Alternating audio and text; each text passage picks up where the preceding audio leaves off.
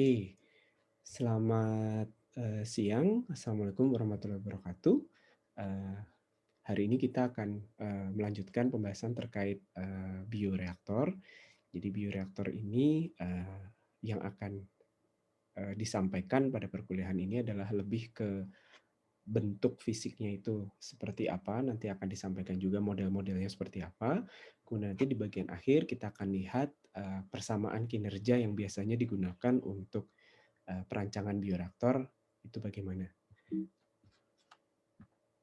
Nah, kemarin saya sudah menyampaikan sedikit terkait pengantar bioreaktor itu fungsinya untuk apa, kemudian hal-hal apa saja yang perlu diperhatikan dalam perancangan, kelengkapannya itu sekilas seperti apa. Nah, pada umumnya bioreaktor atau kita sering juga sebutnya dengan fermentor. Ini bahannya, karena untuk proses fermentasi itu kita menggunakan mikroba sebagai biokatalis. Nah, kemudian mikroba ini bisa hidup, tumbuh di dalam bioreaktor selama proses fermentasi, sehingga bioreaktor ini perlu untuk dalam kondisi bersih ya, bebas kontaminan sebelum dia digunakan. Maka untuk mempermudah pembersihan dan untuk mengurangi kemungkinan menempelnya sisa-sisa mikroba dari proses sebelumnya ataupun sisa-sisa medium dari proses fermentasi sebelumnya, bioreaktor itu dibuat dari bahan gelas atau borosilikat ya, kaca. Itu kalau untuk skala yang kecil, dan menggunakan bahan logam stainless steel untuk skala yang besar. Nah, kira-kira kalau yang skala kecil Anda bisa lihat bentuknya seperti ini. Ini yang biasa kita gunakan di lab. Ini adalah reaktornya. Di dalam itu ada pengaduk dan segala komponennya. Kemudian di atas ini adalah motornya. Nah, kemudian bioreaktor ini akan terhubung pada sistem pengendali. Jadi yang kotak sebesar bioreaktornya atau malah lebih besar, ini adalah kontrol sistemnya atau controlling sistemnya. Nah, nanti kontrol sistem ini akan mengatur ya macam-macam ya, bisa putaran pengadukannya, kemudian nanti bila diperlukan pengendalian pH, berarti dia juga akan mengatur seberapa banyak buffer atau asam atau basa yang bisa diberikan ke dalam reaktor. Ya, ini adalah untuk fermentor yang kecil atau skala lab. Untuk skala besar, nah biasanya bentuknya seperti ini. Ya, jadi terbuat dari stainless steel, ukurannya cukup besar. Nah, ini kalau Anda perhatikan ya bedanya, kalau yang bentuk kecil, skala kecil, fermentor yang skala lab, ini semuanya ada di atas ya. Semua yang diperlukan kelengkapan bioreaktor itu diletakkan di bagian atas atau kita sebutnya adalah headspace. Karena memang si kaca ini akan menyulitkan kalau Anda ingin memasukkan sesuatu ya, harus dibor segala macam. Jadi biasanya headspace-nya atau head plate-nya, headspace itu bagian atas, head plate ini yang plate di atas ini ya, ini dibuat dari bahan logam. Kemudian di bagian atas akan diletakkan beberapa port, tempat untuk bisa memasukkan pengaduk, memasukkan selang-selang ini Anda lihat ya, ada banyak selang. Ini adalah untuk selang pemasukan bahan ke dalam fermentornya, mediumnya, atau tadi ya asam basanya, atau nanti Anda perlu menambahkan chemicals lain, ini lewat atas. Nah, kalau yang bentuknya seperti ini, Anda lihat portnya tidak hanya di atas. Nanti kita akan di slide agak ke belakang akan lebih jelas lagi bagaimana bentuk bioreaktor yang skala besar. Nah, minggu lalu sudah diputarkan ya ada video terkait komponen secara ringkas. Anda bisa melihat dari video yang diputar minggu lalu untuk fermentor yang skala besar, skala lab itu isinya apa saja. Jadi sebetulnya tadi ada wadahnya, ada pengaduknya, ada spargernya, ada baffle-nya, kemudian ada probe-nya, kemudian mungkin ini secara umum kalau yang skala kecil. Nah, yang skala besar ini ada beberapa komponen yang mungkin tidak ada di skala kecil ya. Misalnya apa? Misalnya pemasangan valve, ada back pressure valve-nya, kondenser mungkin skala kecil perlu tapi jarang. Jadi kondenser mungkin dipasang di fermenter yang skala besar. Sehingga nanti kalau terjadi penguapan yang cukup masif gitu ya, kenaikan temperaturnya cukup tinggi, terjadi penguapan, pengurangan medium di dalam fermentor itu cukup signifikan, ini perlu dipasang kondenser. Kemudian ada load cell-nya. Load cell-nya adalah untuk mengukur densitas sel yang ada di dalam reaktor dengan cara menghitung berapa perubahan berat di dalam fermentor tadi. Ya, jadi minggu lalu sudah diputarkan video untuk fermentor yang kecil. Ini ada satu video lagi bagaimana fermentor yang besar sekarang, bagaimana fermentor besar itu dioperasikan. Kita lihat sebentar ya.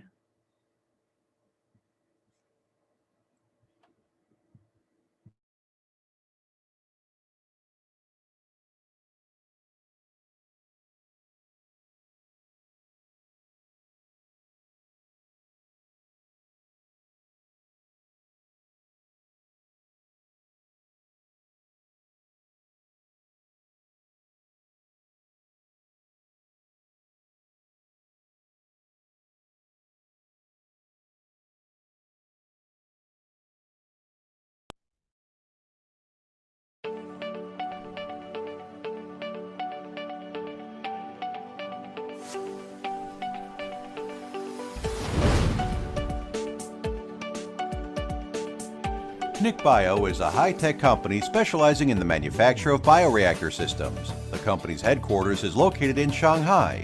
In Jiangsu Province, there are 2 subsidiaries. The company has built a modern scientific research and manufacturing base integrating pressure vessel design and manufacture, pipeline process design and manufacturing, electric control integration, and software development. It can provide various types of laboratories, pilot scale and industrial fermentation workshops, and corresponding fermentation process control systems, as well as turnkey projects. The bioreactor systems are widely used in biopharmaceuticals, organic acids, health foods, vaccines, enzyme preparations, biological feeds, biological pesticides, biological fertilizers, etc. Our company's fully automatic 3-stage fermentation system is made up of 10-liter seed tanks, 100-liter secondary seed tanks, and 1,000-liter fermenter with a corresponding pipe valve system, operating platform, and electrical control components. The inoculation amount is 10%. The system has automatic control for stirred speed, temperature, anti-foaming, pH, DO, tank pressure, and gas flow. The system also has flame-free protection, as well as feeding, sampling, and transferring seed system. The risk of contamination caused by traditional inoculation sampling and other operations is eliminated to the maximum extent possible. The system is equipped with a lid automatic lifting function, and the electric gear push rod is equipped with safety wires for increased protection and improves the safety of personnel during operation. The automatic fermentation system has 3 independent stages. This enables it to meet the requirements of small tests and large batches. The sterilization, cooling, and temperature control operations in the fermentation process are independent of each other. Features include 1. Lid with electric lifting system, abandoning the traditional pneumatic lifting device, using the electric gear push rod as a lifting mechanism. With safety wires for protection, the operator can safely operate the equipment. The cover can be opened for impeller replacement and gradual adjustment. 2. No flame protection inoculation. It abandons the traditional method of using the flame burning peak to burn the inoculation port to quickly inoculate or insert the needle. It uses a no flame protection method to carry out the inoculation. After the bacteria seed, feed liquid and feeding components are sterilized off-site, the feeding port and the peristaltic pump are docked, the in-situ steam disinfected the connection port, then the bacteria seed is pumped into the seed tank by the feeding peristaltic pump. This is a more safe and reliable means that eliminates the traditional method of relying on artificial experience, and there is no risk of contamination. 3. No flame protection sampling. As with a non-flame protected feeding method, the sampling bottle and the sampling component are sterilized off-site, then the sampling port and online sterilization port are docked. After the sterilization is completed, the corresponding valve is opened for online aseptic sampling. This method is safe and reliable, and there is no risk of contamination. 4. Sterile transferring bacteria seed. The transferring pipeline is independent of the seeding tank and the liquid receiving tank, and can be SIP and CIP independently. The online SIP can be carried out on the transferring pipeline before the bacteria seed needs to be transferred. After the sterilization is completed, the corresponding valve is opened, and the bacteria will be transferred by the pressure difference. 5. Zero dead angle interface. The tank body adopts a sanitary-grade non-dead angle NA interface, easy to clean and sterilize. 6. Device configuration. A. The tank body is made of imported stainless steel SUS 316L, and the inside and outside of the tank are mirror polished. There is no dead angle in the tank, and adopt the inside sight glass with a large viewing range. The lid is equipped with a light mirror of 12-volt safety light, feeding interface, bubble level and liquid level interface, flame inoculating port, exhaust condenser, stirring interface. B. Stirring system. It adopts top of the tank equipped mechanical sealing system, imported machine seal, stainless steel SUS 316L mixing paddle, anti-foaming paddle, AC gear motor and frequency converter combination. Stepless speed regulation ensures that the motor can run and shift smoothly between high and low speeds. C. Air control. Automatic control with thermal mass flow meter, or manual control, the rotometer shows. The imported filter filters the air. D. Temperature control. Jacket water is heated by electricity. It adopts imported PT100 electrode to test temperature for both tank inside and the jacket. The PID automatically controls electric heating and cooling water. E. Foam control. The automatic PID sets the peristaltic pump switch control and automatically adds defoamer. F. Feeding control. The automatic PID sets peristaltic pump switch control to automatically feed and measure. G. Acid control. The automatic PID sets the peristaltic pump switch control to automatically add acid. H. Alkali control. The automatic PID sets peristaltic pump switch control to automatically add the alkali. I. pH control. It adopts Mettler or Hamilton electrode imported from Switzerland or domestic electrode and peristaltic pump to automatically add acid and alkali to accurately control pH. J. DO control. It adopts Mettler or Hamilton electrode imported from Switzerland or domestic electrodes. The electrode is controlled by cascading the airflow, feed, and etc. by stirring speed. K. Pressure control. Manual control or automatic control is optional. Diaphragm seal pressure gauge displays or normal pressure gauge displays. L. Control system.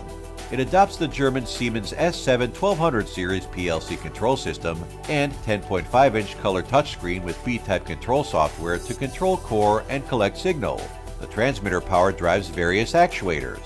Remote monitoring of the fermentation process is available. If parallel or multi-stage fermenters are used, the C-type or S-type fermentation process controller can be used to carry out the monitor and control function.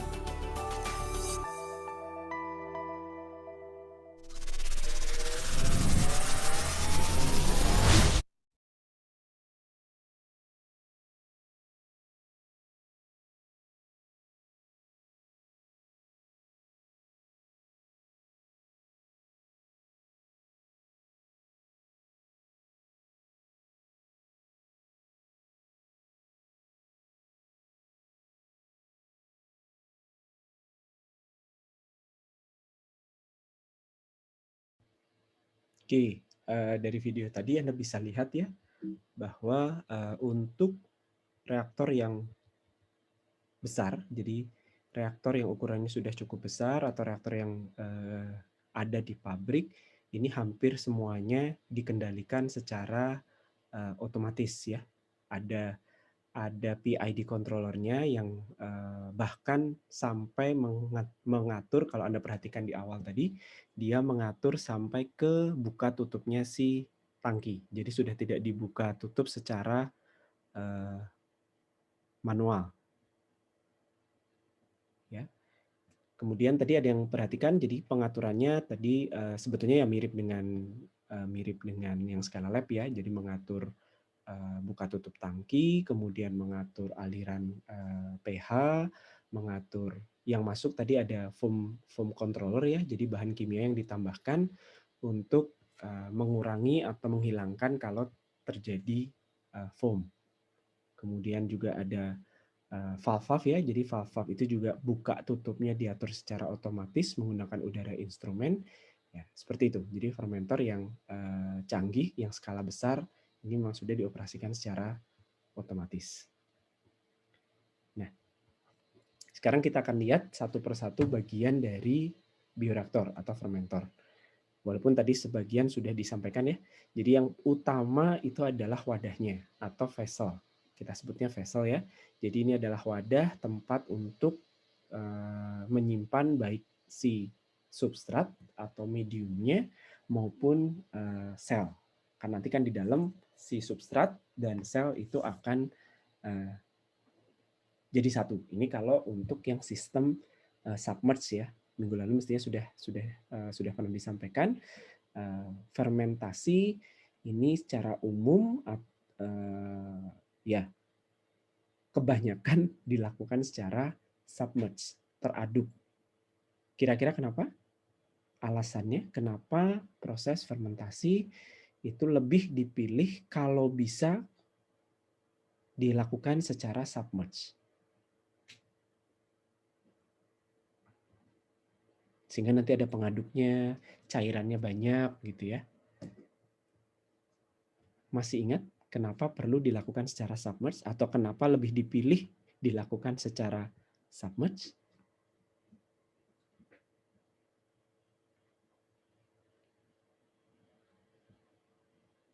Fahrio, ada? Ada, Pak. Ya, menurut Anda kenapa fermentasi atau ya fermentasi reaktor lebih dipilih dioperasikan secara submerge? Kalau menurut saya, Pak, supaya reaksinya itu lebih tercampur secara sempurna nggak sih, Pak? Ya, kenapa harus tercampur secara sempurna? Kenapa ya, Yang Pak? tercampur reaksinya atau bahan yang mau bereaksi? Bahan yang mau bereaksinya, Pak. Ya, kenapa harus tercampur dengan baik? Karena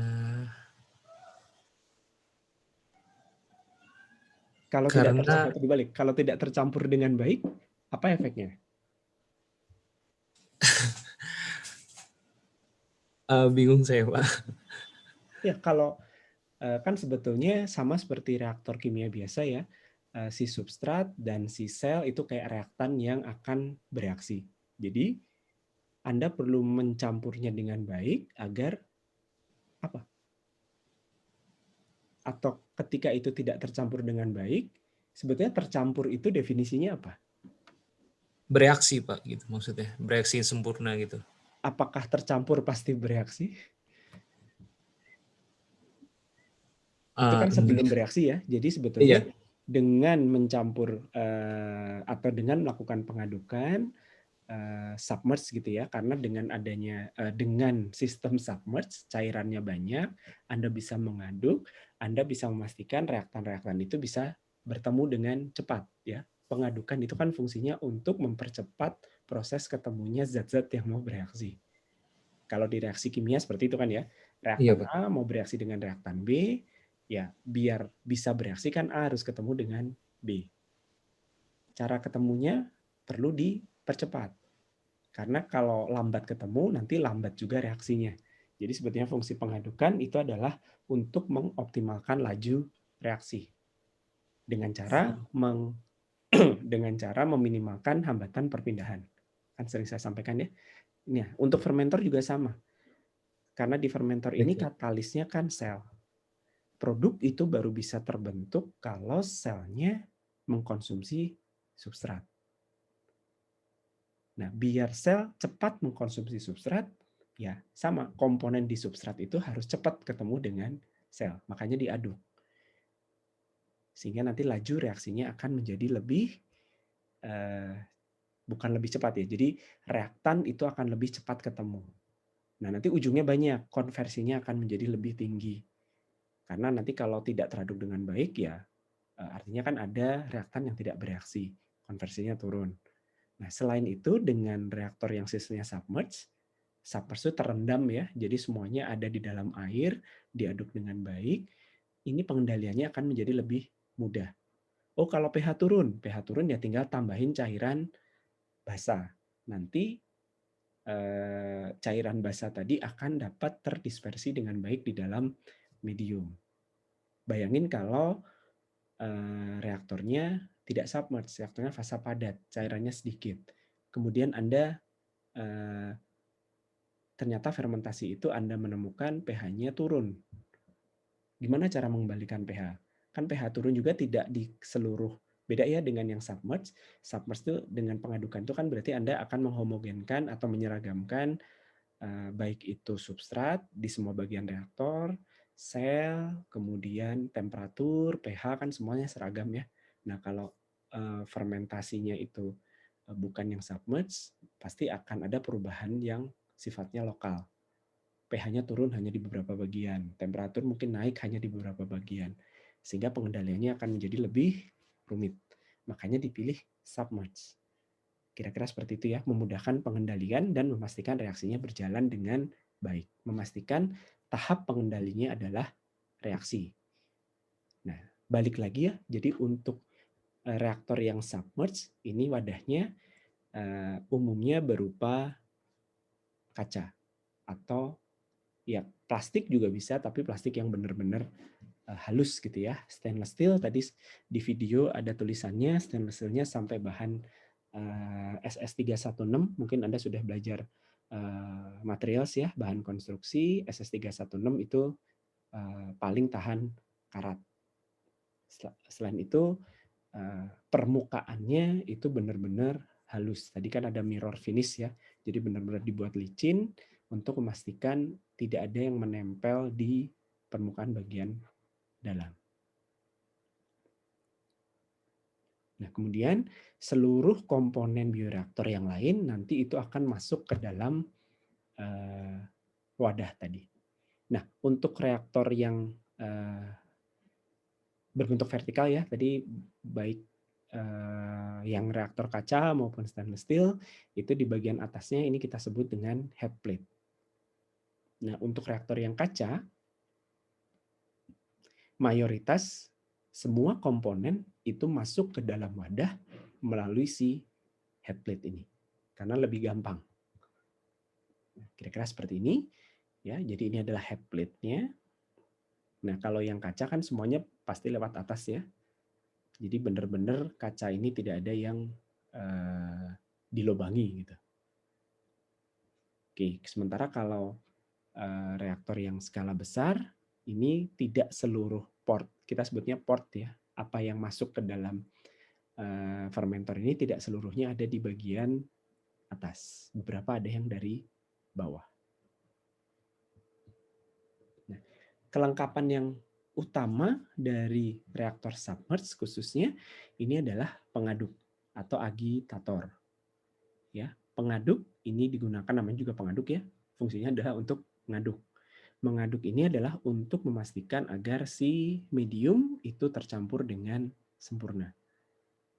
Homogen. Anda bisa dapatkan di semua bagian reaktor itu homogen, termasuk nanti pengaduk ini fungsinya adalah untuk mensuspensikan sel.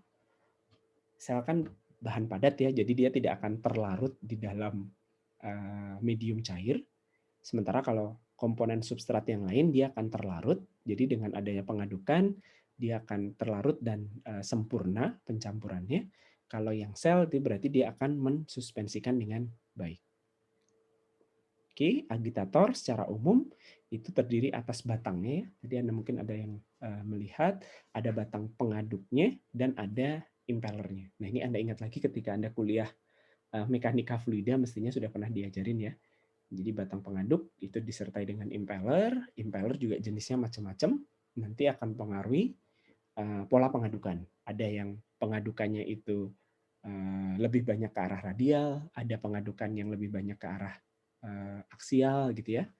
Ada jenis pengaduk yang khusus kalau misalnya medium cairnya ini punya viskositas yang besar, kental gitu ya. Kalau mediumnya cukup kental, viskositas besar, sementara Anda harus aduk, ini jenis pengaduknya ada yang khusus. Ya, pada dasarnya pengadukan ini penting untuk reaktor yang submerged. Ini untuk memastikan suplai nutrien, kemudian suplai oksigen untuk si katalis ini cukup.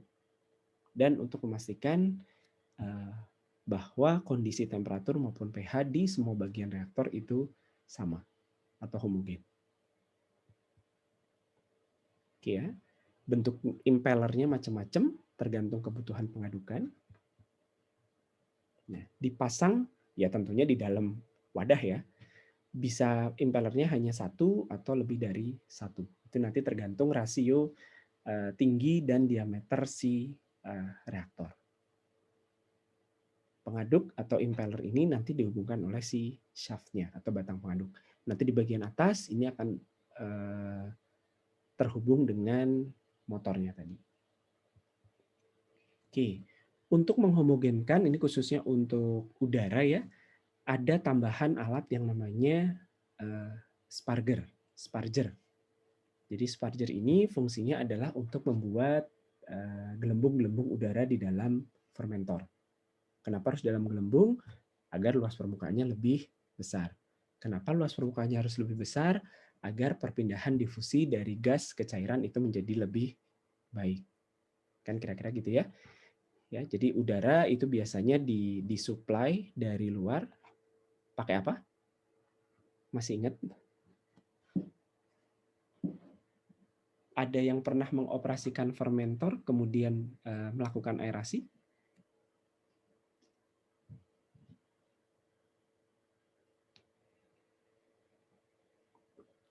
Ada? Sama sekali tidak ada. Ada yang penelitiannya menggunakan fermentor dengan aerasi?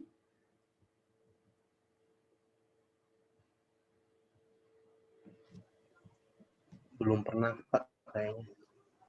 Sama sekali ya?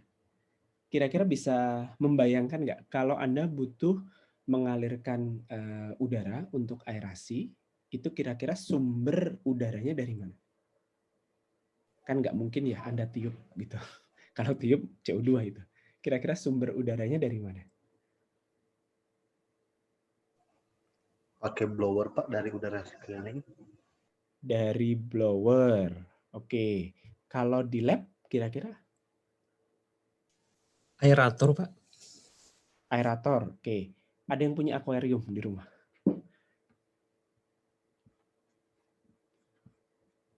Ada yang memelihara ikan di rumah? Jovan, Pak. Ikannya dikasih udara nggak? Kasih, Pak.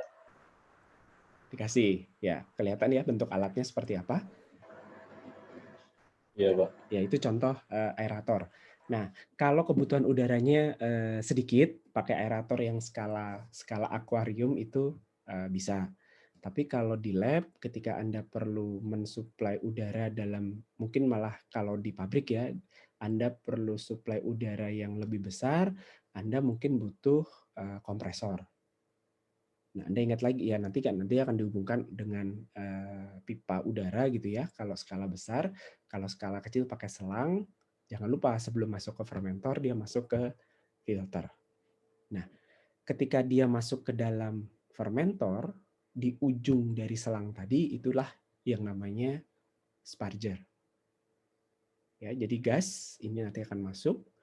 Kalau di lab bisa juga pakai, kalau Anda menggunakan udara atau apalagi menggunakan oksigen murni, itu sumbernya bisa dari tabung gas. Ya, kalau di lab bisa. Nah, ini nanti di ujungnya ada sparger, sehingga ketika udara ini masuk ke dalam fermentor, bentuknya adalah gelembung. Kenapa bisa jadi gelembung? Karena dia punya lubang-lubang kecil ya di permukaan dari si sparger ini. Sehingga nanti dia jadi gelembung-gelembung kecil gitu. Nah, selain fungsinya adalah mensuplai udara, dengan adanya gelembung ini dia juga akan membantu pengadukan. Ya. Jadi dengan adanya aerasi, karena kan aerasi kan dia mensuplai gelembung gitu ya. Jadi mengalirkan gelembung. Jadi ada gelembung yang bergerak di dalam reaktor.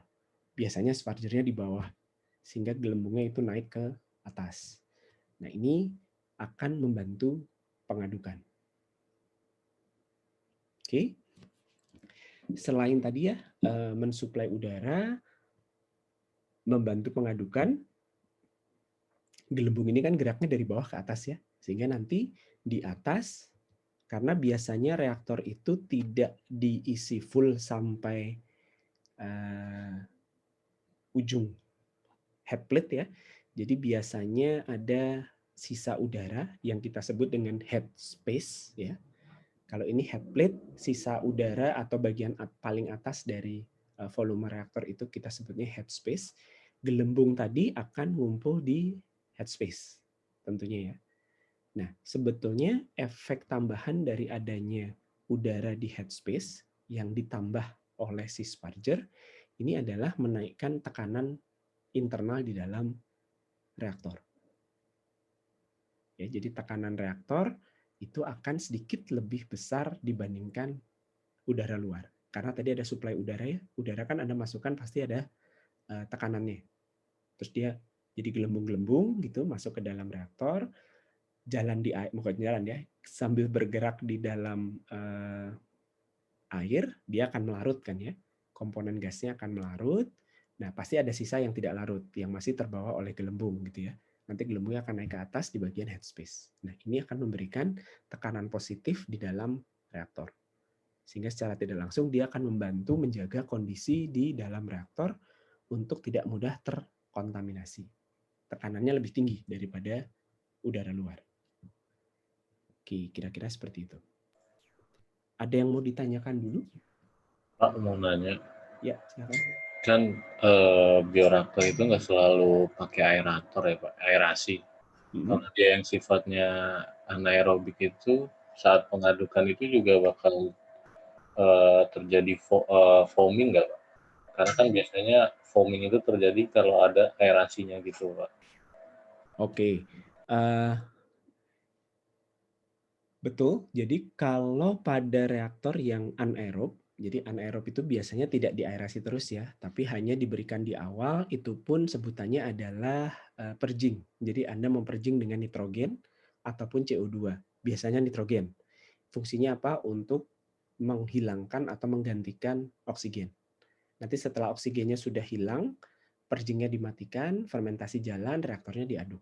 Betul, kalau pada proses anaerobik, itu proses foaming itu relatif jarang. Kenapa? Karena sebetulnya foaming ini kan disebabkan oleh sel yang pecah.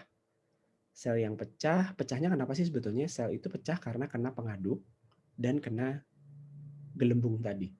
Jadi memang adanya gelembung dan pengaduk itu akan memberikan shear stress yang cukup besar kepada sel. Sehingga selnya pecah, proteinnya kan pecah ya. Jadi sebetulnya foaming itu terbentuk dari protein yang rusak. Munculnya dari sel yang mati kemudian pecah. Nah, kalau di anaerobik sebetulnya tetap ada foaming, fenomena foaming itu tetap ada. Tapi tidak sebesar yang aerobik. Karena kalau di aerobik sudah kena pengaduk, kena gelembung, kemudian kan gelembungnya juga lumayan banyak ya. Jadi sebetulnya itu lebih memunculkan si foaming. Tapi tetap ada. Tetap bisa terjadi. Cuman, nah kendalanya adalah justru ketika anaerob itu terjadi foaming, dia tidak akan terangkat ke atas oleh gelembung. Kalau aerobik kan justru keangkat ke atas ya. Foam-foam yang terbentuk itu keangkat oleh gelembung. Jadi sebetulnya lebih gampang untuk diambil dan dibersihkan. Kalau yang anaerob dia malah di dalam gitu ya. Jadi di atas nggak terlalu terlihat, tapi kalau terjadi di dalam itu malah nggak teramati.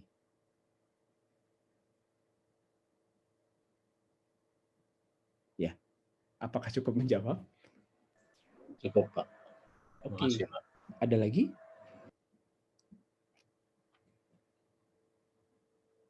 Oke, kalau tidak ada saya lanjutkan ya.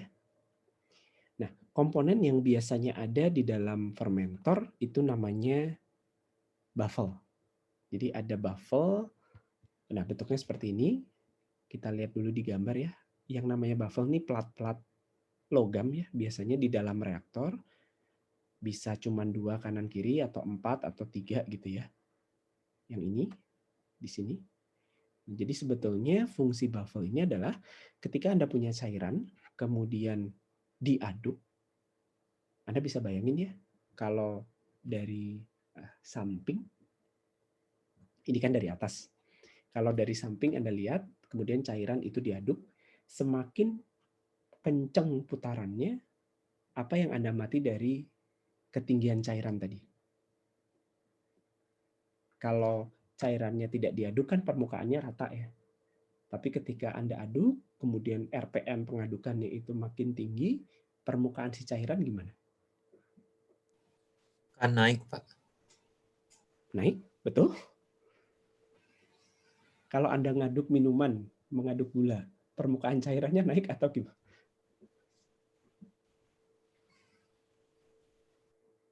Menjadi lebih tinggi?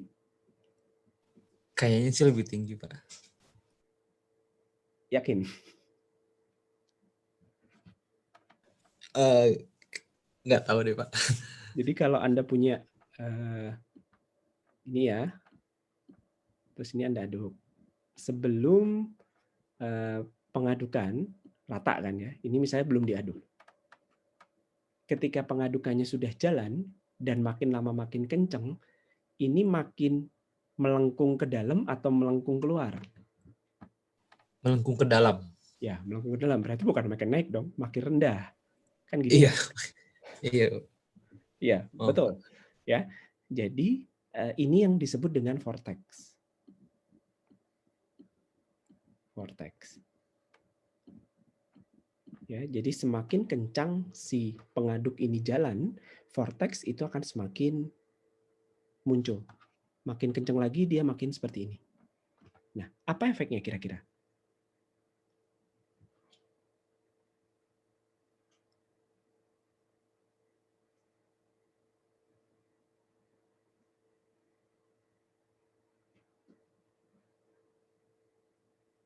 Ada yang bisa membayangkan efek vortex terhadap komponen-komponen yang ada di dalam cairan itu apa?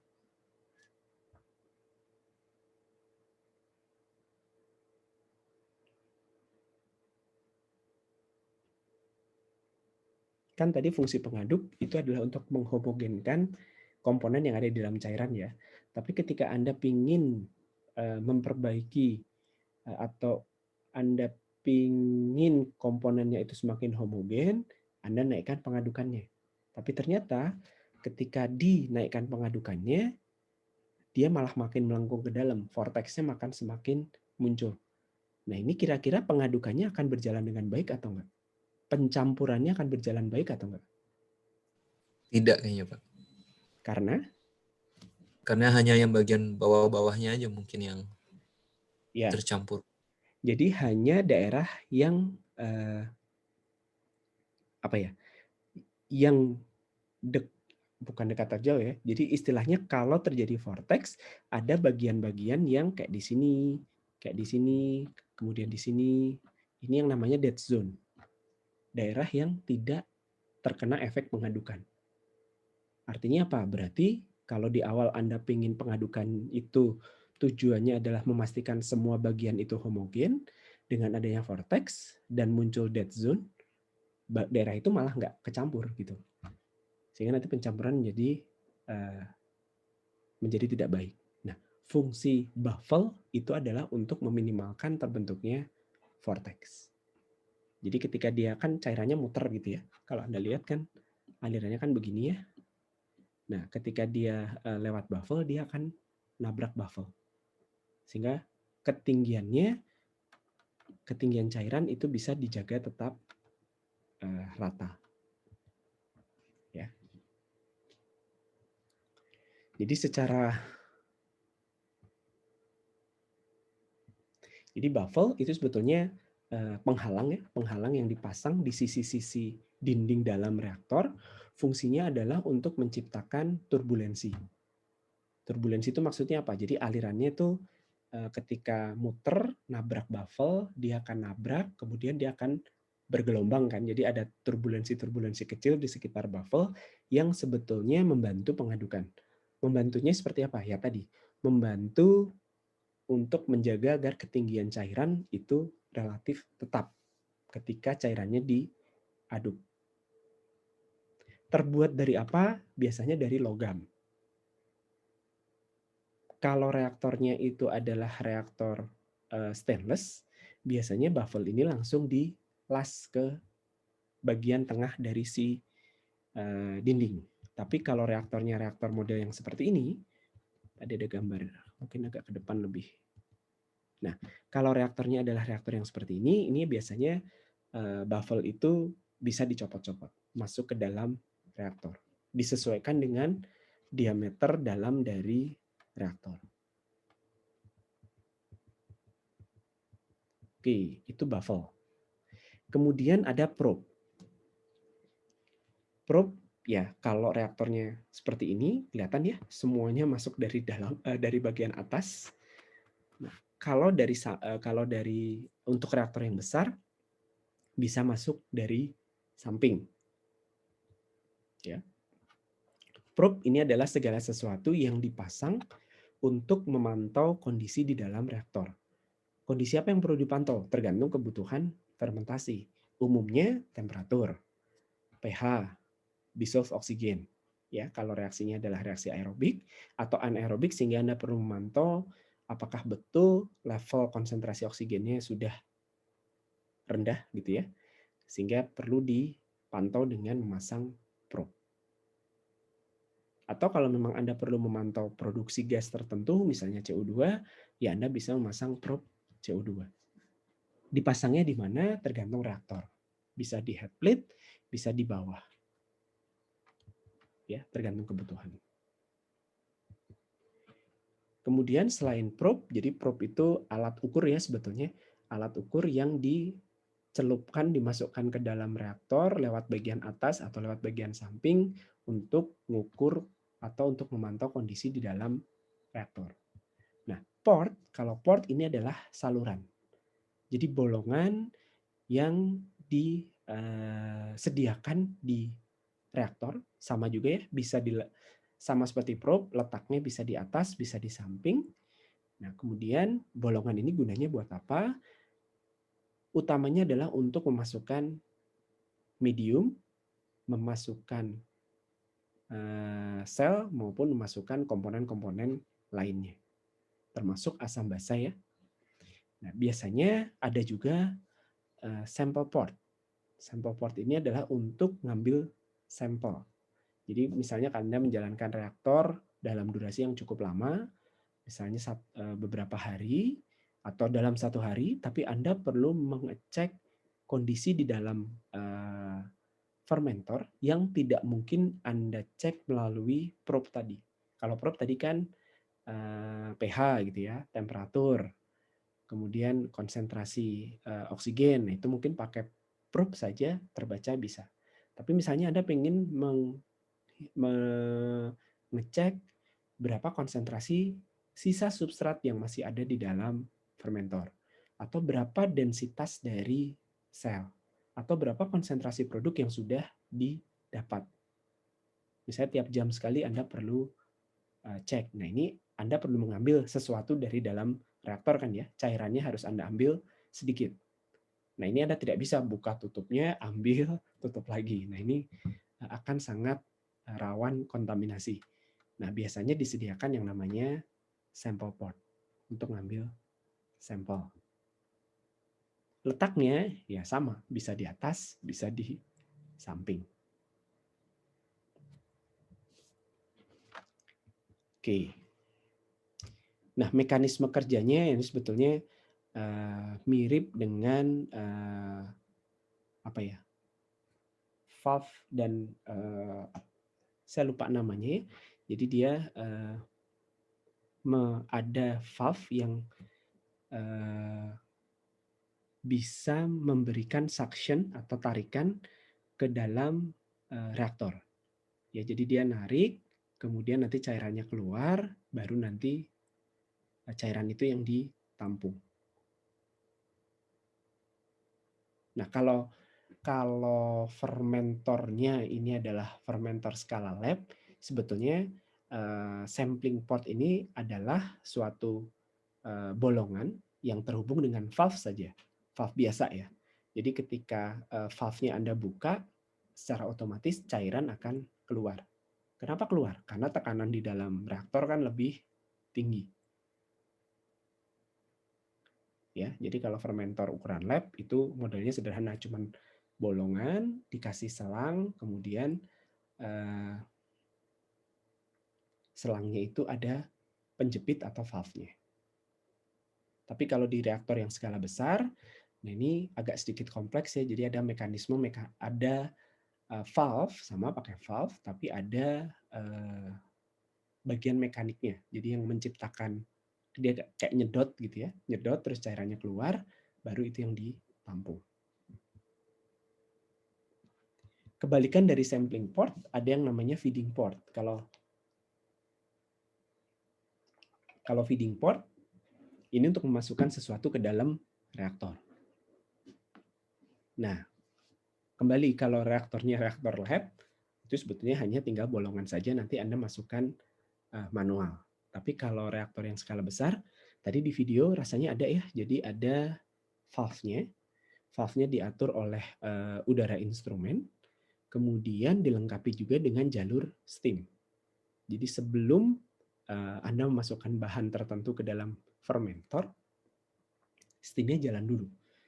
Apa fungsi steam? Adalah untuk mensterilisasi jalur yang nanti akan dilewati oleh bahan yang mau masuk ke dalam fermentor. Oke, ada yang mau ditanyakan dulu?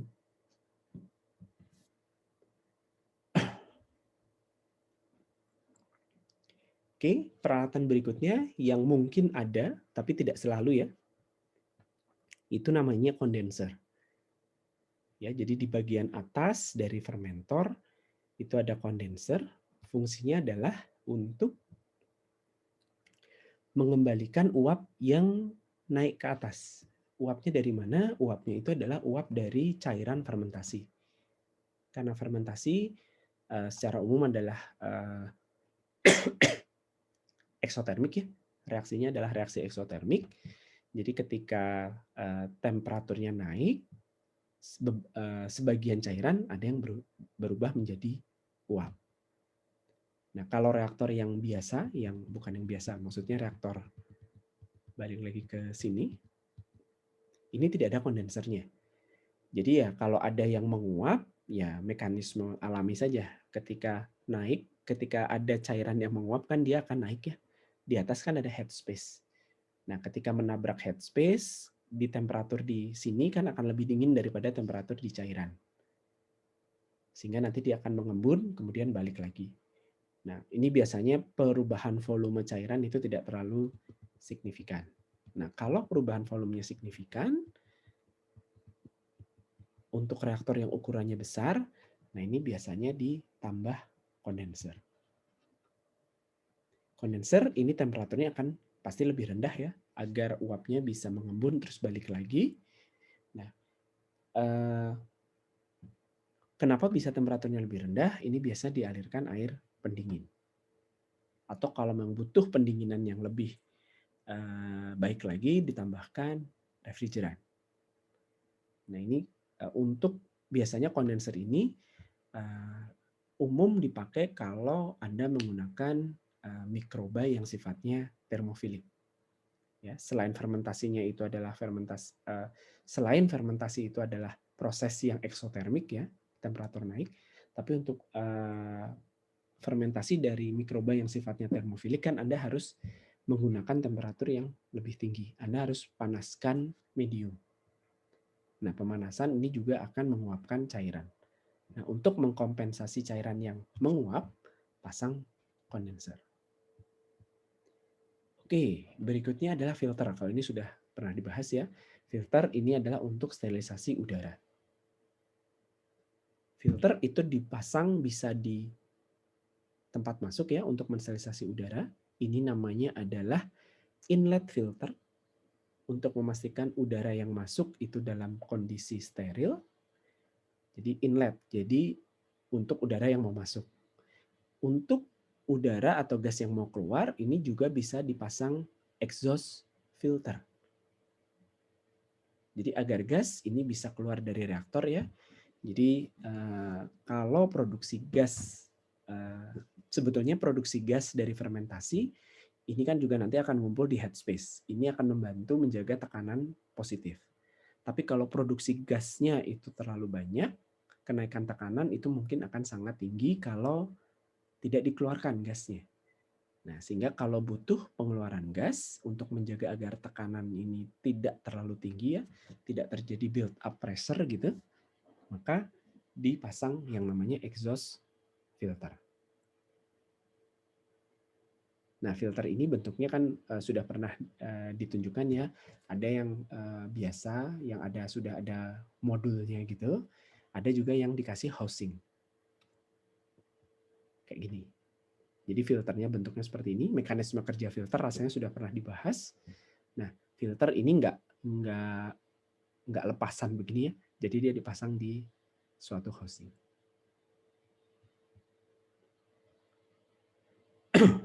Nah, kemudian ada yang namanya back pressure. Back pressure valve. Back pressure valve ini fungsinya adalah untuk menjaga tekanan reaktor. Bioreaktor ini tadi sudah disebutkan, itu perlu dijaga pada tekanan yang konstan dengan tekanan di dalam itu lebih tinggi dari tekanan di luar. Kenapa harus lebih tinggi? Untuk menjaga sterilitas atau menjaga kondisinya tetap aseptik. Selain itu, juga perlu dijaga agar yang di dalam pun tidak keluar. Oke ya, jadi ini fungsi dari back pressure valve. Selain back pressure valve, Anda tadi lihat ya di video, itu ada beberapa jenis valve yang digunakan.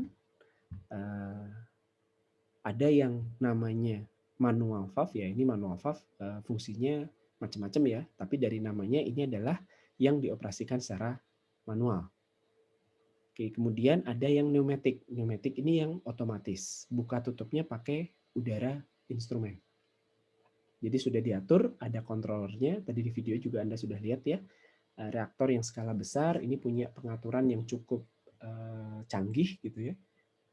Ada PID controllernya. Nah, ini termasuk mengendalikan buka tutup valve yang jenisnya pneumatic valve. Ada yang namanya steam valve atau kadang disebut juga block and bleed valve. Jadi double biasanya, dua kerangan itu valve ya. Sehingga nanti dia bisa mengatur untuk proses sterilisasi steam itu lewatnya kemana. Nanti setelah steamnya selesai lewat, sterilisasinya sudah, nanti ketika cairan yang mau lewat, ada cairan yang mau lewat, nanti cairannya lewat mana. Nah, pengaturannya bisa manual, bisa otomatis. Itu dari dari segi bagaimana valve itu dioperasikan. Kalau dari fungsinya, ya ada yang namanya sample valve, ada yang namanya harvest valve. Dari namanya ketahuan ya, sampel itu berarti untuk ngecek kondisi di dalam atau untuk ngambil sampel lah intinya ya, ngambil sampel untuk ngecek sejauh mana progres di dalam reaktor. Nah, ini biasanya valve kecil gitu ya, karena Anda perlu mengambil sedikit saja bagian dari isi reaktor. Nah, kalau fermentasinya sudah selesai, Anda pengen memanen keseluruhan hasil fermentasi, Ya kalau fermentor kecil tadi gampang ya, berarti ya tinggal dibuka. Tentunya harus menjaga kondisi aseptis ya, biar cairan hasil fermentasinya tidak terkontaminasi. Tapi kalau fermentornya itu skala besar, perlu ada valve untuk memanen. Ini biasanya perpipaannya besar sehingga bisa mengeluarkan isi reaktor dalam waktu cepat. Oke, port tadi ya yang lain-lain. Ini contoh saja ya. Bentuknya bisa berubah atau bisa berbeda dari ini. Oke, nah untuk reaktor besar umumnya ada alat yang namanya load cell. Load cell ini fungsinya adalah sebagai timbangan sebetulnya. Jadi untuk mengukur perubahan berat dari bioreaktor. Nah, load cell ini biasanya ditaruh di bagian bawah. Jadi reaktornya ditaruh di atasnya load cell. Nah, nanti Anda bisa mengkorelasikan perubahan berat atau perubahan massa ini dengan densitas sel yang ada di dalam fermentor. Kenapa densitas sel ini perlu diperhatikan? Nah, ini biasanya densitas sel ini diperhatikan kalau fermentasinya ini membuat sel itu pertumbuhannya cukup cepat. Jadi untuk jenis biokatalis sel yang kenaikan jumlah selnya itu cepat, densitas itu perlu dimonitor. Karena Anda tidak ingin sel itu nanti akan memenuhi isi reaktor. Karena nanti kalau dia memenuhi isi reaktor, bisa jadi pengadukannya menjadi tidak baik. Karena kan dia benda padat ya. Sel itu kan zat padat. Sehingga nanti kalau konsentrasinya atau densitasnya itu berlebih, dia akan menghambat pengadukan. Atau menghambat proses aerasi. Nah, sehingga ketika densitasnya sudah berlebih, biasanya apa yang dilakukan? Di bagian bawah reaktor itu ada tempat untuk mengeluarkan sel. Karena sel benda padat secara umum sifatnya kan mengendap ya. Ya walaupun ada pengadukan sih, tapi untuk sel yang jauh dari pengadukan dia pasti akan mengendap. Jadi di bagian bawah itu biasanya ada tempat untuk membuang sebagian sel. Oke, penampakannya kira-kira seperti ini. Bentuknya kira-kira seperti ini. Oke, sampai sini dulu. Ada yang mau ditanyakan?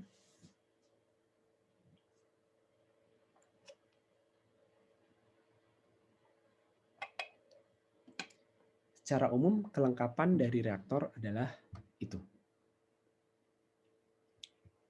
Nah, sekarang kita lihat utilitas apa saja ya. Jadi kalau tadi adalah peralatan kelengkapan, ini sekarang adalah peralatan yang lebih ke utilitas, yang membantu agar reaktor bisa berfungsi dengan baik. Jadi secara umum, utilitas yang dibutuhkan oleh reaktor ketika dia dioperasikan itu adalah gas. Gas itu bisa udara, bisa oksigen, ini jelas ya untuk aerasi, untuk mensuplai oksigen ke dalam sel. Bisa berupa CO2 dan nitrogen. Nitrogen biasanya untuk anaerob, untuk purging, untuk menghilangkan oksigen.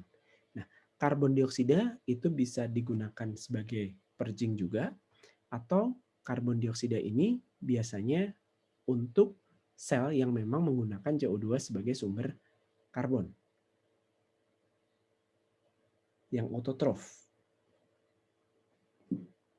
Ya, jadi menggunakan CO2 sebagai sumber karbon. Kemudian selain gas-gas ini ada juga steam untuk sterilisasi ya. Kemudian ada refrigeran, bisa berupa air pendingin saja atau menggunakan ya refrigeran chemicals ya, bisa glikol, bisa amonia gitu. Kemudian udara instrumen, udara bertekanan yang menggerakkan pneumatic valve untuk buka tutup valve tertentu secara otomatis. Oke, kemudian pengendalian temperatur ini menggunakan jaket. Ini untuk pendingin, biasanya bentuknya jaket. Sementara kalau untuk pemanas bentuknya adalah coil. Ya, jaket pendingin. Ini namanya, dari namanya sudah tahu ya. Jadi untuk menjaga agar temperatur itu terjaga konstan, jaket pendingin ini dipasang di sekeliling reaktor. Makanya namanya jaket pendingin. Bagaimana cara mengendalikan temperatur? Nah, di antara mungkin di sini nggak ada gambarnya ya. Jadi sebetulnya kalau seperti ini kita tidak bisa melihat ya fermentornya. Jadi yang ada di luar ini adalah jaketnya. Ini adalah head space-nya, ini adalah bagian port bawah. Jadi sebetulnya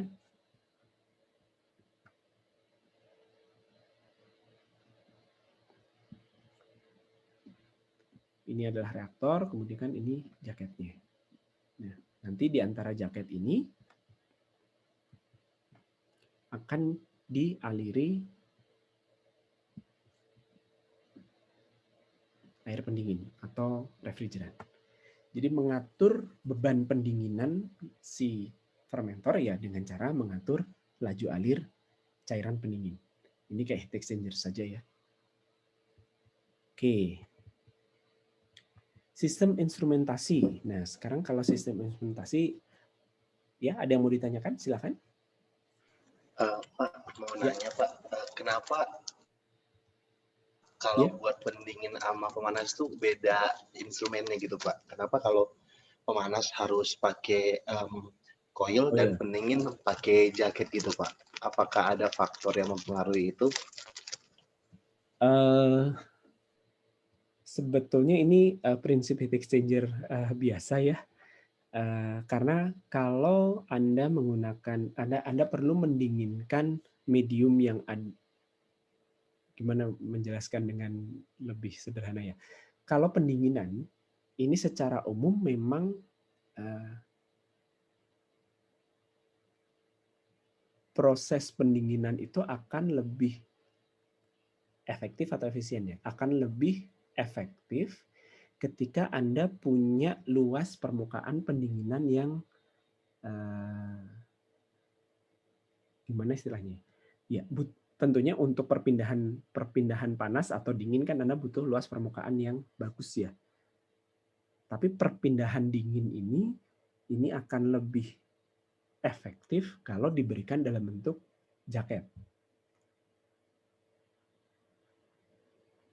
Karena lebih cepat mentransferkan dinginnya. Karena nanti kan keseluruhan permukaan ini akan dialiri oleh cairan pendingin, kemudian pendinginannya akan dinginnya gitu ya, beban dinginnya itu akan dipindahkan ke cairan. Nah ini prosesnya lebih cepat. Tapi kebalikannya, kalau ini diganti panas ya, misalnya untuk memanaskan, itu tidak akan efektif. Tetap butuh luas perpindahan panas yang besar, tapi lebih efektif ketika Anda bentuknya coil dari dalam.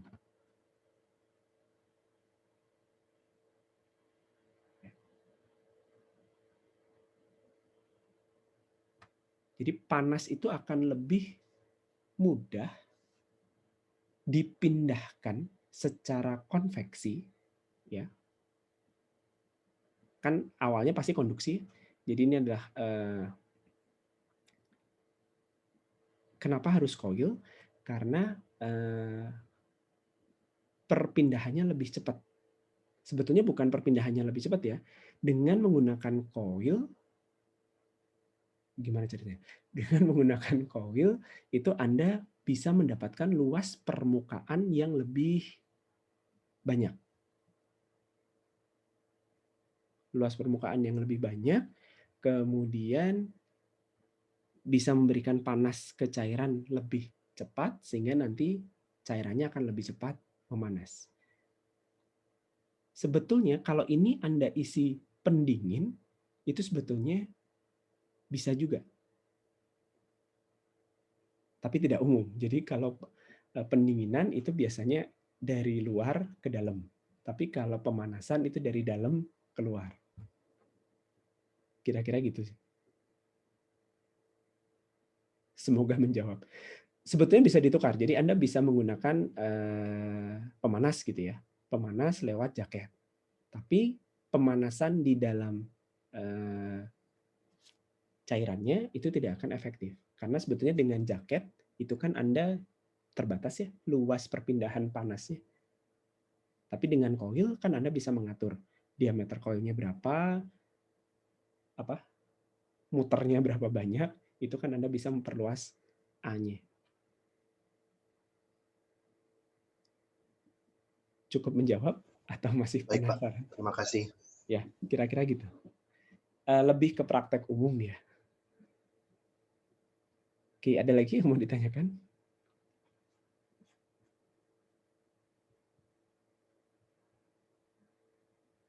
Baik, kalau tidak ada, ke instrumentasi. Jadi sebetulnya tabel ini di tabel 10.5 ini menunjukkan sebetulnya parameter apa saja sih yang biasanya dimonitor pada proses fermentasi. Ya, jadi kondisi-kondisi fisik apa saja yang dimonitor. Jadi yang tabel ini yang kondisi fisik ya, temperatur, tekanan walaupun jarang sih.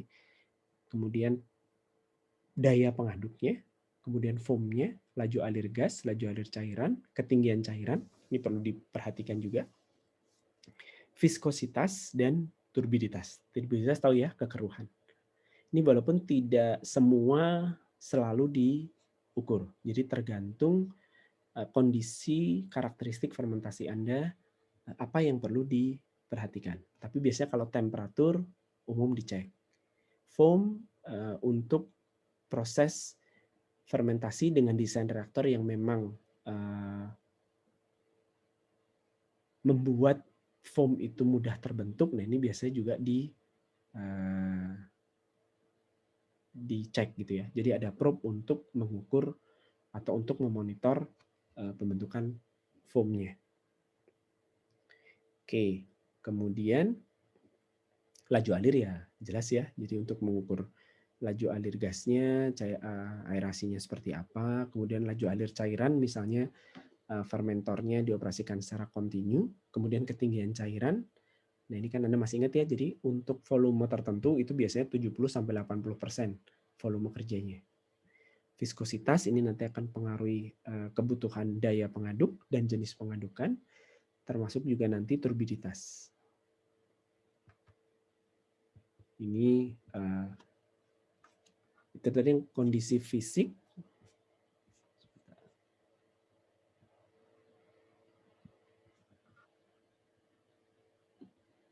Nah, kemudian yang ini adalah untuk kondisi kimianya. Jadi kondisi kimia apa saja yang biasanya dimonitor. pH, kemudian kalau butuh mengukur yang namanya potensial redox, ya, kalau reaksi-reaksinya adalah karena sebetulnya kan reaksi pertumbuhan itu adalah reaksi elektrokimia, ada oksidasi, ada reduksi. Nah, kalau Anda membutuhkan untuk memperhitungkan potensial redox dari proses fermentasi, ya ada probe untuk mengukur itu. Kemudian kalau misalnya perlu mengukur konsentrasi komponen-komponen tertentu, ini ada probe-nya juga. Kemudian oksigen, CO2 gitu ya. Kemudian kalau Anda perlu mengukur NADH ya, sampai ke level NADH atau biosensor untuk komponen-komponen tertentu, nah ini juga bisa dimasukkan menggunakan probe. Terus gas keluaran. Jadi kalau dia menghasilkan CO2, kemudian gas-gas tertentu misalnya, nah ini walaupun ini tidak bisa dipasang kontinu ya, jadi dari gas exit gas atau exhaust gas ini langsung couple dipasangkan dengan gas analyzer, atau Anda di exit gas itu Anda tempatkan kayak semacam bag gitu ya, bag untuk nantinya menyampling udara. Nah ini Anda ambil sesekali, periodically maksudnya ya, untuk dianalisis.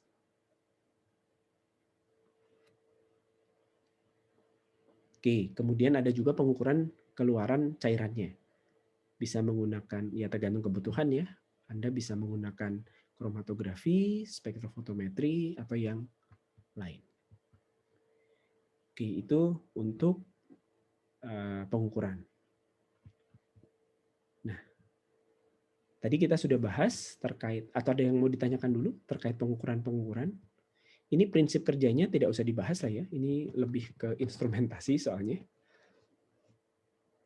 Kalau secara umum, secara general, prinsip kerja probe, kenapa sih bisa mengukur perubahan temperatur, kenapa bisa mengukur perubahan pH, kenapa bisa mengukur perubahan konsentrasi zat-zat tertentu, itu sebetulnya ya masing-masing probe dia punya zat tertentu ya, atau chemical tertentu di ujung probe-nya gitu. Kemudian nanti yang dia ukur sebetulnya tidak langsung mengukur temperatur misalnya, tidak langsung mengukur pH-nya gitu ya, tapi dia akan punya sensor. Probe ini punya sensor di dalamnya yang dia bisa mengkuantifikasi perubahan, tergantung ya, kalau mengukur temperatur ya berarti dia mengkuantifikasi temperatur itu sebagai hambatan di dalam probe-nya. Internal resistance istilahnya ya. Ya, jadi ada internal resistance-nya sehingga nanti ketika ada perubahan perubahan temperatur ini bisa dibaca sebagai perubahan arus atau perubahan tegangan. Makin besar perubahan temperaturnya, makin besar perubahan tegangannya, sehingga dia bisa sensor tadi bisa mengkorelasikan ke nilai temperatur. Macam-macam. Tiap-tiap probe dia sudah punya, tapi secara umum seperti itu ya. Tapi tiap-tiap probe sebenarnya dia akan punya mekanisme sendiri-sendiri.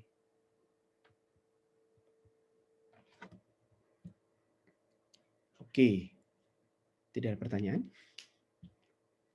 Kalau tidak ada, kita lihat jenis-jenis reaktor yang lain. Tadi kan yang sudah kita bahas adalah reaktor tangki berpengaduk gitu ya. Istilahnya kan seperti itu. Untuk submerge secara umum bentuknya adalah reaktor tangki berpengaduk. Nah, bentuk pengembangan atau bentuk lain dari fermentor itu ada yang namanya tower bioreaktor. Tower bioreaktor ini lebih tinggi dan lebih langsing. Ya, kalau di sini height per diameter ya, rasio tinggi per diameter itu sekitar 6 sampai 10. Kalau yang submerge, tangki berpengaduk itu hanya sekitar 2 sampai 3. Tingginya itu 3 kali diameternya. Kalau ini sampai 10 kali diameter. Biasanya tidak diaduk karena digunakan untuk fermentasi, walaupun submerge ya, digunakan untuk fermentasi dari fungi atau jamur. Karena jamur itu bentuknya kan hifa ya, jadi dia membentuk hifa, miselium, terus memanjang gitu ya. Nah kalau Anda aduk, ya itu nanti hifanya nempel semua di pengaduk. Nah, ini biasanya pengadukannya didapat dari mana? Kira-kira? Kalau dia tidak diaduk mechanically stirred, tidak diaduk secara mekanik, tetap butuh pengadukan. Cairannya perlu tercampur, perlu teraduk dengan baik. Nah ini biasanya didapat dari aerasi, ya. Oke. Kemudian ada juga yang fermentasi tidak menggunakan hifa, tidak menggunakan jamur maksudnya, tapi tanpa pengadukan juga. Nah ini bentuk reaktornya seperti ini ya. Jadi silinder, mirip ya, silinder vertikal, walaupun ada juga yang horizontal. Kemudian di bagian bawah itu mengerucut. Makanya namanya cylindro conical bioreactor.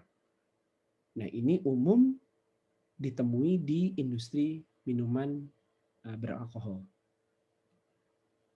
Nah, di sini kenapa perlu ada bentuk mengerucut di bawah? Ini nanti untuk memudahkan pengeluaran yeast-nya. Kalau fermentasi etanol, alkohol, itu kan biasanya pakai ragi ya, pakai yeast. Nah, ini bagian bawahnya ini dibuat seperti ini agar memudahkan mengeluarkan.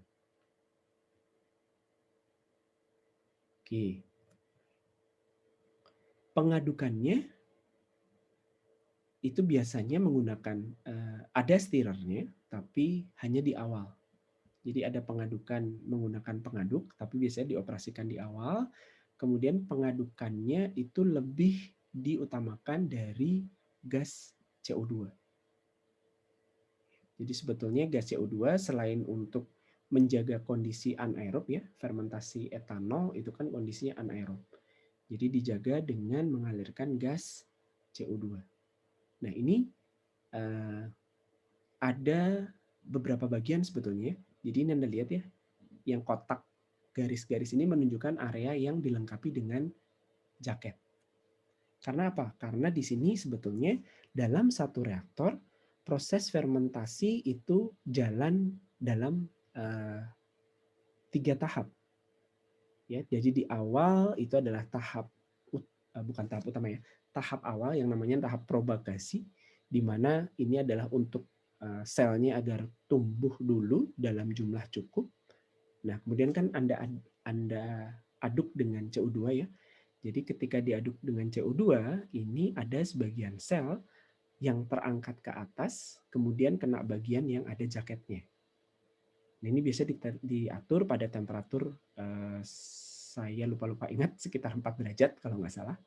Nah, ini di sini fermentasi utama itu berlangsung. Ya, jadi ketika selnya jalan di sini, ini adalah temperatur tanpa jaket, di mana optimum untuk pertumbuhan sel. Oke ya. Kemudian makin ke atas, ini temperaturnya makin turun. Di sini adalah optimum untuk produksi bioetanol. Produksi etanolnya. Nanti dia ke atas lagi, selnya karena densitasnya cukup tinggi ya, selnya ke bawah. Kemudian di sini adalah lebih banyak CO2 yang terkumpul. Plus cairan ya tentunya. Nah, kemudian ada CO2-nya dibuang dari bagian atas. Pak, maaf Pak, izin tanya Pak. Yuk. Itu tadi maksud Bapak yang tadi submerge itu si agitatornya atau apanya ya Pak? Yang tersubmerge itu? Yang tersubmerge itu lebih menunjukkan semua komponennya. Jadi bukan agitator ya. Komponen ini maksudnya komponen fermentasinya. Jadi baik sel maupun nutrien itu terendam, submerge kan terendam ya, terendam di dalam medium cair. Cairannya banyak. 90% atau lebih itu isinya adalah cairan. Makanya namanya submerge. Oh, berarti kalau tidak submerge itu misalkan masih ada kayak padatannya atau gimana gitu ya, Pak? Padatannya lebih dominan. Padatannya lebih dominan. Yang surface fermentation atau solid state itu namanya yang bukan submerge. Ini sebetulnya masih submerge. Jadi kayak tower bioreaktor, ini kan masih cair ya. Cair, Iya, tapi reaktornya lebih tinggi. Tidak ada pengadukan mekaniknya, tapi semuanya tetap terendam. Makanya namanya tetap submerge. Hanya bentuk pengembangan dari yang tangki berpengaduk. Yang umum, yang submerge itu tangki pengaduk. Walaupun nggak kontinu ya, jangan dicampur aduk dengan pengertian tangki pengaduk CSTR. Ya bentuknya sama, tangki pengaduk tapi tetap batch. Tapi semua bahannya terendam. Baik Pak, terima kasih Pak. Oke, kebayang ya. Ini kan juga sama. Baik sel, ragi, mediumnya itu kan semua dalam kondisi terendam. Mostly adalah cairan. Hanya tidak diaduk. Walaupun di awal-awal ada pengadukan sedikit ya untuk menghomogenkan media. Nah, tapi kemudian pengadukan itu akan lebih dibantu oleh gerakan CO2. Plus tadi kalau yang ini biasanya karena desain reaktor ini sekaligus mengatur zonasi dari prosesnya. Jadi di sini lebih ke proses propagasi, kemudian ini proses fermentasi, dan ini lebih ke proses final itu maksudnya pembuangan, memudahkan pemisahan CO2-nya. Kayak gini, kira-kira.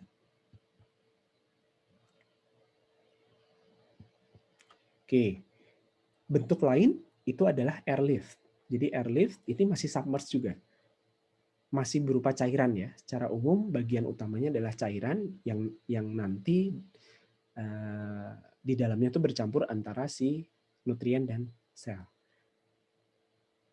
Nah, kenapa dibuat airlift? Airlift ini biasanya dilakukan untuk mempermudah pengadukan. Jadi butuh diaduk, tapi tidak bisa dengan mechanical stirrer biasa. Ya, jadi bisa menggunakan yang tadi ya, ada yang tower, tapi ini pengadukannya biasanya, maksudnya aerasi ini tidak memberikan pengadukan yang sangat-sangat rigorous gitu ya. Tapi kalau yang ini aerasinya benar-benar bisa kencang untuk membantu pengadukan.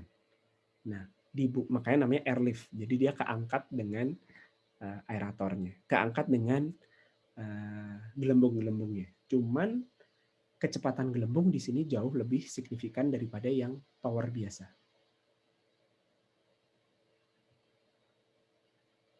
Nah, akan ada yang namanya bagian upflow, di mana si cairan itu akan, dan sel ya, cairan dan sel itu akan keangkat karena gerakan si gasnya.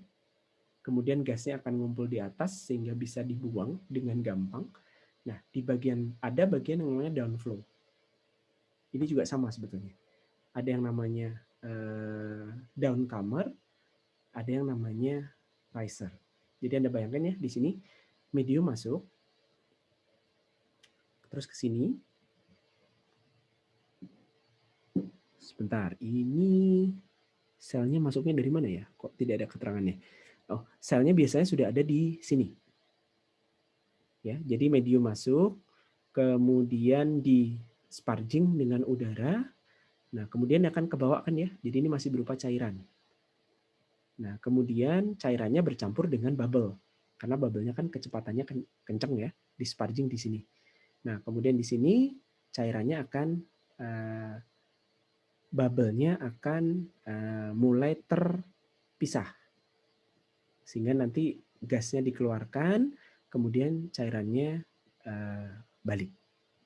Nah, bentuk seperti ini tadi ya, selain bentuk seperti ini digunakan selain untuk meningkatkan pengadukan, tapi tanpa pengaduk mekanik. Ini biasanya digunakan kalau produknya ada di gas. Jadi produknya berupa fasa gas.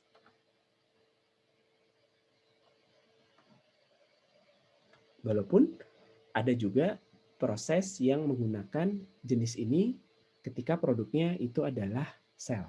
Jadi biar selnya itu tumbuh dengan baik, itu kan Anda perlu aerasi dengan baik. Nah, ini menggunakan proses airlift. Bentuknya macam-macam ya, variasinya macam-macam. Nah, yang ini sudah dibahas ya waktu kita membahas imobilisasi enzim. Ini adalah bentuk bioreaktor terimobilisasi. Bentuk umumnya ya kolom, nanti sel yang diimobilisasi atau enzim yang diimobilisasi ini ditumpuk di sini. Bisa, masih ingat ya, bisa packed bed atau fluidized bed. Nanti gas atau cairan substratnya itu masuk, terkonversi di sini, nanti produknya keluar, sebagian substrat bisa disirkulasi. Nah, ada juga yang namanya fotobioreaktor. Ini semua masih submerged, jadi masih cair gitu.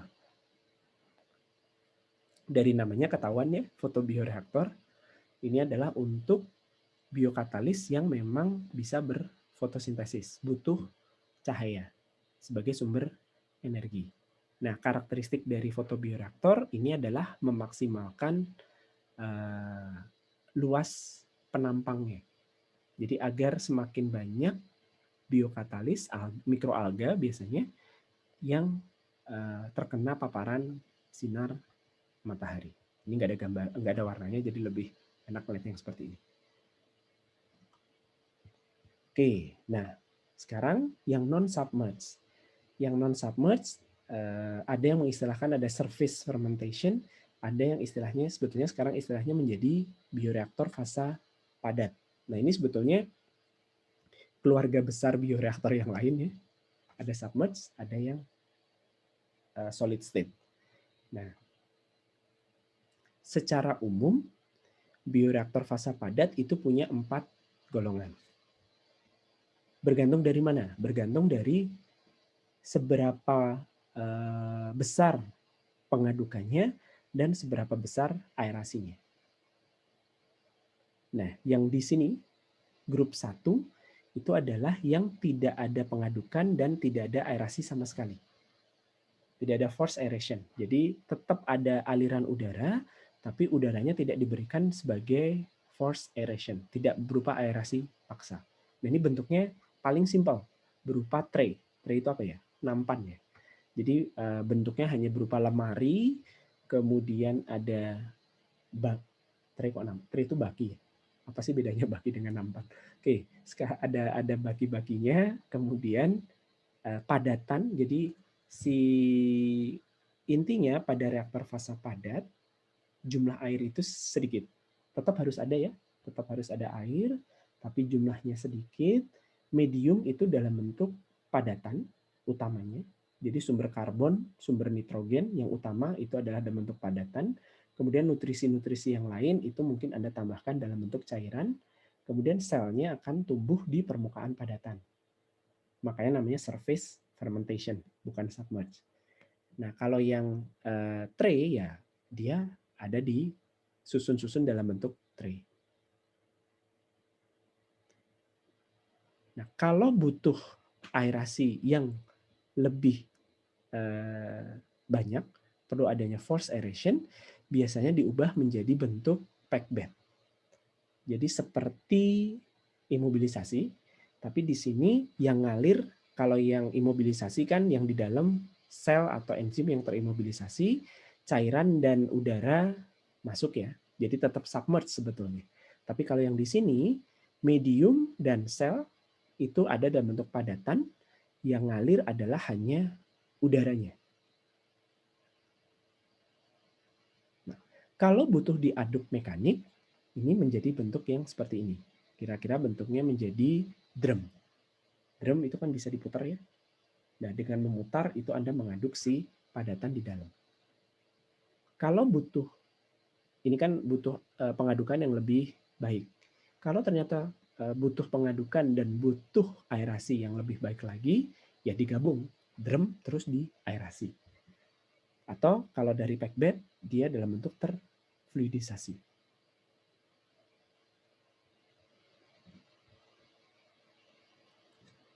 Oke.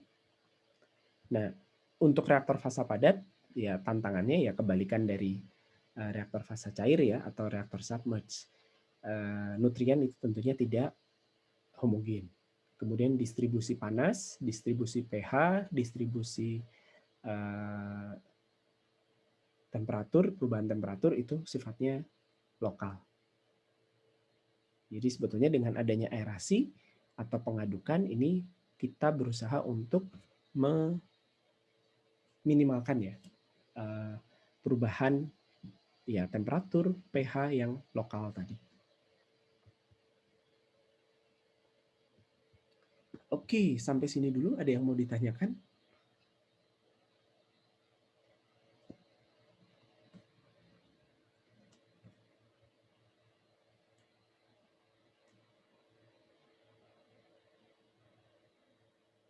Baik, kalau tidak ada yang ditanyakan, ini secara mungkin sekilas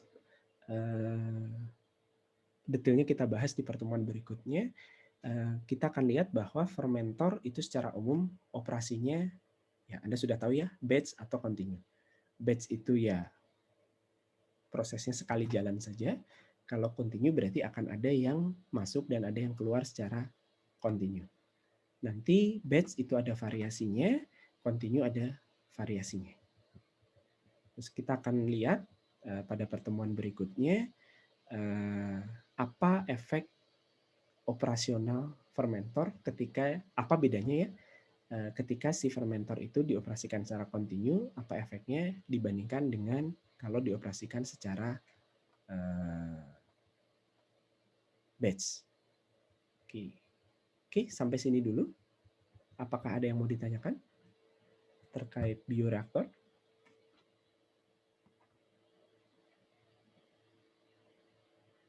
Baik, kalau tidak ada, sebentar.